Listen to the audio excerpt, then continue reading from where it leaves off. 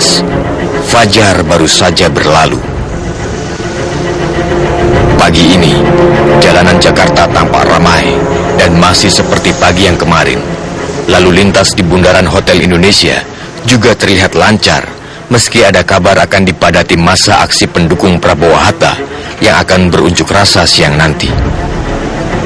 Namun kondisinya berbeda untuk lalu lintas menuju ke gedung MK. Semua akses jalanan yang mengarah ke Medan Merdeka Barat tertutup untuk umum. Hanya mereka yang berkepentingan saja yang diizinkan masuk dan melewati barikade kawat berduri.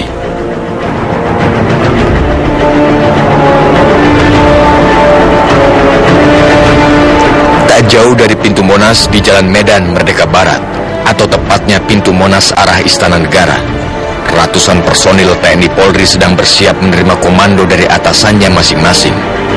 Entah untuk mengawal sidang atau mengamankan Istana Negara.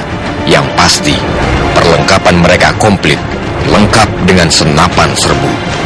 Saya yang jamin, tapi juga apakah sekarang kan saya tanya, berapa puluh ribu personil TNI itu buat apa? Apakah tidak cukup personil kepolisiannya gitu, sampai kemudian harus ada penambahan personil TNI? Itu kan malah membuat suasana mencekam gitu. Sementara itu, massa pendukung Prabowo Hatta mulai berdatangan dari beberapa daerah. Mereka mulai bergabung dengan massa dari Jakarta. Pak, dari mana Pak? Dari Bandung. Oh, Bandung. Bawa Pak Ferry ya berarti ya? Ya, Pak Ferry Juliantoro. Ya. Di sini Pak, oh ini kawan-kawan dari mana Pak? Gerindra Pak? Batang. Dari Batang. Dari Batang. Oh, Jawa Tengah. Oh, Pekalongan. Berapa orang dari sana Pak? 35 dari Batang. Sampai hari apa di sini? Oh, provinsi. Ya, nunggu keputusan ini. Nunggu perintah dari DPP. Kalau misalkan ini sampai berlanjut, ya kita ngikutin ya. Ya, siap nginep. Siap nginep, siap tempur. Kami mendukung Pak Prabowo.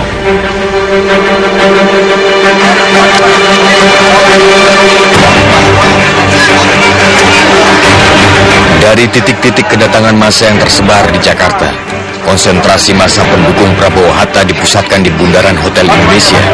Dan tak hanya pemuda saja yang mengikuti aksi ini, perempuan bersama anak-anak juga muncul meramaikan unjuk rasa. Saya sendiri sudah menjelaskan itu, dan yang datang juga beragam, ada ibu-ibu, ada putri-putri remaja, ada yang kader-kader pengurus simpatisan itu yang memang mereka sadar politik gitu. Dari kerumunan massa yang datang ke bundaran Hotel Indonesia, tak semuanya sadar politik.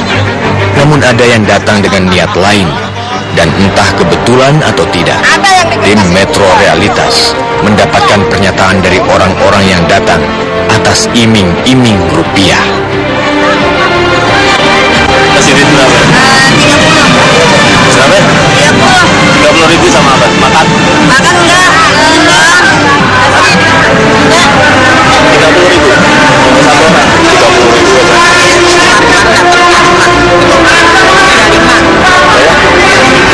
Kasih duit berapa Pak? Kasih duit berapa? Berapa? 50.000. Satu orang.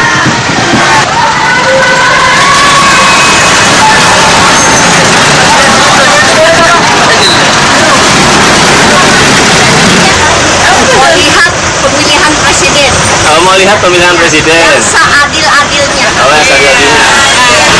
Kasih duit ya? Kasih makan. Mau makan ada, mau makan. Bisa jadi alasan rupiah inilah yang membedakan antara pendukung partisipasi dengan pengerahan massa. Oh, ini cuma pengen shooting aja. Dan tampaknya alasan rupiah juga yang membuat massa terpecah. Korlap Kemayoran terpaksa mendata ulang massanya. Pasalnya, daftar hadir yang tercatat tidak sesuai dengan jumlah kepala yang hadir. Bisa jadi, mereka sudah hadir tapi tak ada dalam barisan. Lebih memilih bergabung dengan Korlap yang memasang rupiah lebih tinggi. Kan banyak sudah anggota dewan kita yang terpilih, mereka kan patungan semua. Nggak apa sih, paling disapa makanan. Besok pun juga organisasi sayap kita juga saya minta untuk bantu bikin konsumsi dapur umum segala macam gitu. Ya bukan semacam inilah, pokoknya konsumsinya kita sediain sendiri, terus kemudian ini swadaya sendirilah. Waktu terus berjalan. Riks yang ini tak menyurutkan langkah masa pendukung Prabowo Hatta untuk menggelar aksi tepat di depan MK.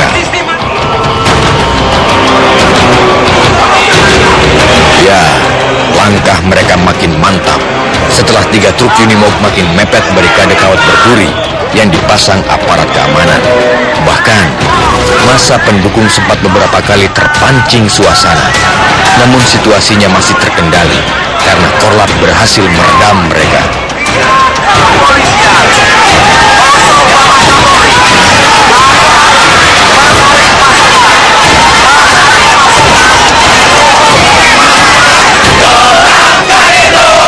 Suasana unjuk rasa makin panas dan boleh jadi inilah pangkal pecahnya rusuh di Medan Merdeka Barat.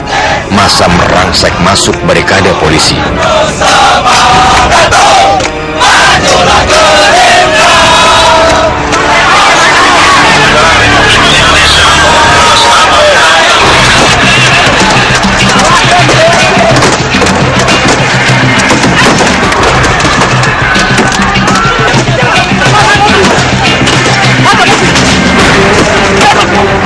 Masa yang jumlahnya ribuan kocar kacir setelah aparat keamanan melepas gas air mata karena aksi mereka mulai anarkis.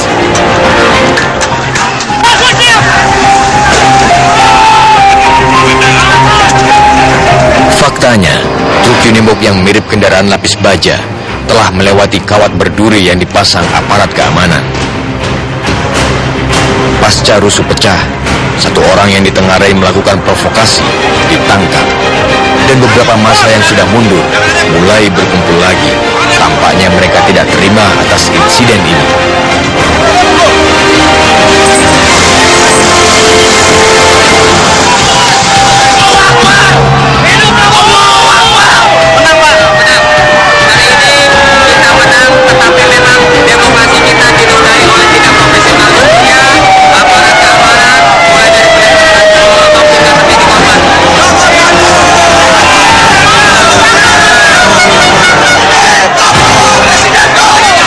Entah disengaja atau tidak, seorang di antara mereka memberitakan bahwa Prabowo menang. Kabar inilah yang membuat mereka puas dan pulang ke rumah masing-masing, meski sidang sengketa Pilpres masih berjalan.